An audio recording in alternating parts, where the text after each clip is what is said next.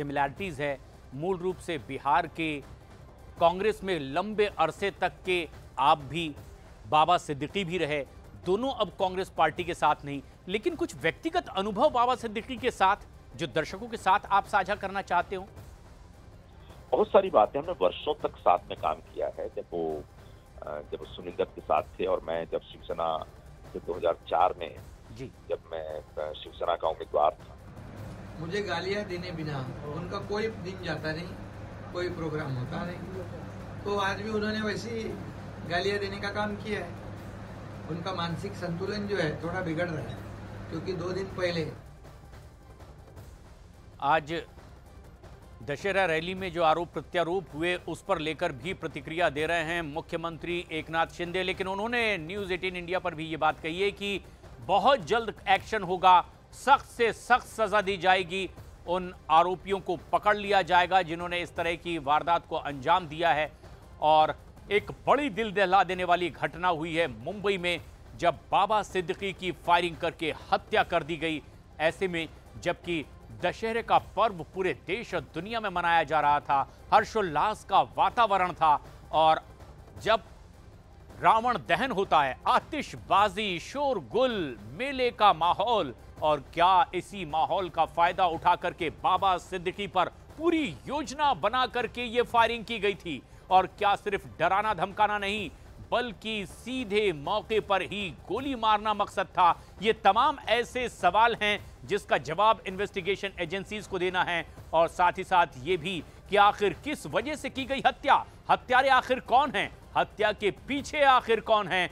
अब ये बड़े सवाल मुंबई पुलिस के सामने हैं। लेकिन बड़ी खबर यह भी है कि दिल्ली पुलिस की स्पेशल सेल भी इस पूरे मामले में जांच पड़ताल आगे बढ़ा रही है। इससे पहले भी कई ऐसे केसेस में दिल्ली पुलिस की स्पेशल सेल मुंबई पुलिस के साथ मिलकर काम कर चुकी है, और पूरे इलाके की अब घेराबंदी कर ली गई है, जांच पड़ताल की जा रही है। मुंबई पुलिस की 5 टीमें तैनात कर दी गई है। विवेक गुप्ता हमारे सहयोगी फोनलाइन पर मौजूद हैं।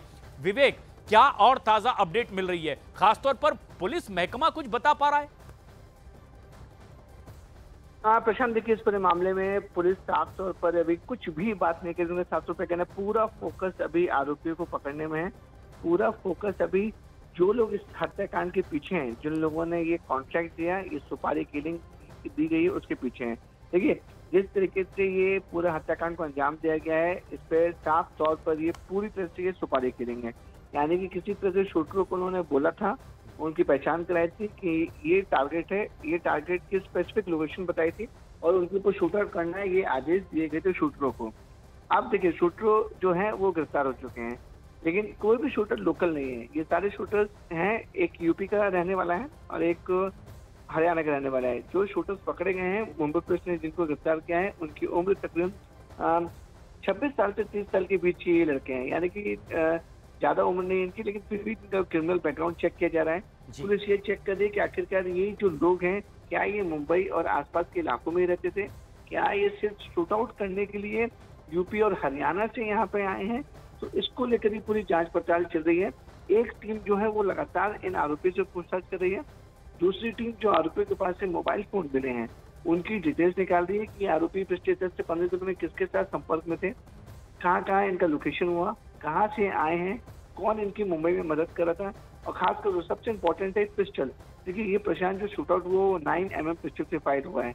ये 9mm पिस्टल जो है वो बड़े बड़े गैंगस्टर यूज करते हैं। अगर नॉर्मल ये कोई देसी कट्टा या फिर कोई देसी पिस्टल नहीं है, ये 9mm पिस्टल यूज की। तीसरा आरोपी की जो फरार है उसको पकड़ने के लिए पूरी पुलिस की टीम क्राइम ब्रांच काम कर रही है, और उसको जल्दी पकड़ा जाएगा, और ये तीनों के ऊपर कड़ी कार्रवाई हो जाएगी। कानून व्यवस्था बनाए रखने के लिए सरकार पूरी तरह ऐसे आरोपी, ऐसे गुनहगारी वहाँ पर रोक लगाएंगे, और ये केस भी जो है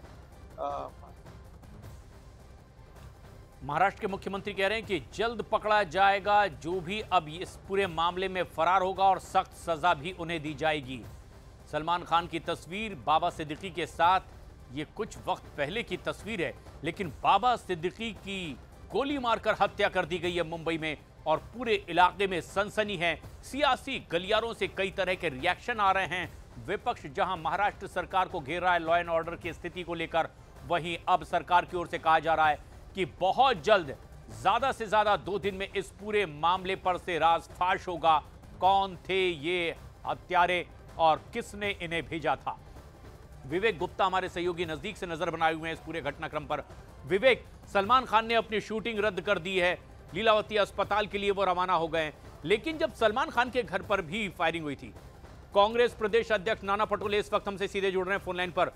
नाना पटोले साहब, बाबा सिद्दीकी की गोली मारकर हत्या कर दी गई है, किस तरह की आशंका आपको इसमें दिखाई दे रही है? क्या पहला रिएक्शन आपका? देखो, महाराष्ट्र में कानून व्यवस्था पूरी बिगड़ी हुई है और इस बारे में हमने कई बार सरकार को भी अवगत कराई है, लेकिन सरकार खुद के फायदे के लिए, खुद की राजनीतिक फायदे के लिए महाराष्ट्र की कानून व्यवस्था बिगाड़ने में उनको यश प्राप्त हुआ है। आपको एक उदाहरण बता रहा हूँ। एक असंवैधानिक पद्धति से महाराष्ट्र की जो डीजी है, जिसको पुलिस महासंचालक बोलते हैं, रश्मि शुक्ला, उनको वहां बिठाया है। तब से आईपीएस अधिकारी में खुद का ही अलग उनके रिवेल शुरू हो चुके हैं और उस बहाने से पूरे महाराष्ट्र में कानून व्यवस्था बिगड़ी हुई है, ये स्थिति क्लियर है। चुनाव आयोग को भी उसकी हमने कंप्लेंट की है। आचार संहिता के बाद चुनाव आयोग क्या करता है हमें पता नहीं, लेकिन आज छोटी बच्चियां भी महाराष्ट्र में सुरक्षित नहीं है। स्कूल की बच्चियां, कई घटनाएं आपने देखी है, महिलाएं सुरक्षित नहीं है। हजारों महिला महाराष्ट्र से लापता है और यहाँ आम आदमी भी सुरक्षित नहीं है। एक पॉलिटिशियन भी जो एक मंत्री था वो भी आज सुरक्षित, बाबा सिद्दीकी जैसे आदमी आज गोली के शिकार बन चुके हैं और सरकार आज उसके ऊपर कोई डिसीजन लेने में भी नहीं पहुंच रही है और सरकार को सिर्फ राजनीति करना है, बस राजनीति के आगे कुछ नहीं करना है। लोग मरे, बचे, कोई संबंध नहीं है। और हमारे कई साथियों ने रिजाइन इनका मांगा है, रिजाइन से नहीं, इनको पब्लिक ही अब सत्ता से उतारेंगी, ऐसी स्थिति महाराष्ट्र में बनी हुई है। नाना पटोले साहब, आपकी चिंता और सवाल भी लाजमी है कि सुरक्षा के बावजूद कैसे हत्या कर दी गई फायरिंग करके एक बड़े लीडर की, लेकिन क्या शुरुआती दौर में कोई ऐसी आशंका है कि कोई राजनीतिक वजह इसकी हो सकती है, ऐसा आपको लगता है? देखो, मैं आपको एक बता रहा हूँ, राजनीतिक प्रॉब्लम हो सकते हैं, बिजनेस प्रॉब्लम हो सकते हैं, आपस की लड़ाइयाँ हो सकती है, लेकिन जिस राज्य में कानून व्यवस्था बिगड़ जाती है उस राज्य में ये दिन दहाड़े और कभी भी कुछ घटनाएं होती है तो उसके रीजन ही हुआ है। जहाँ डर हो, प्रशासन का डर हो, पुलिस का डर हो, वहाँ पे कोई भी इस तरह की गुंडागर्दी नहीं कर सकते हैं। दुश्मनी तो होती है आपस में, लेकिन इस तरह से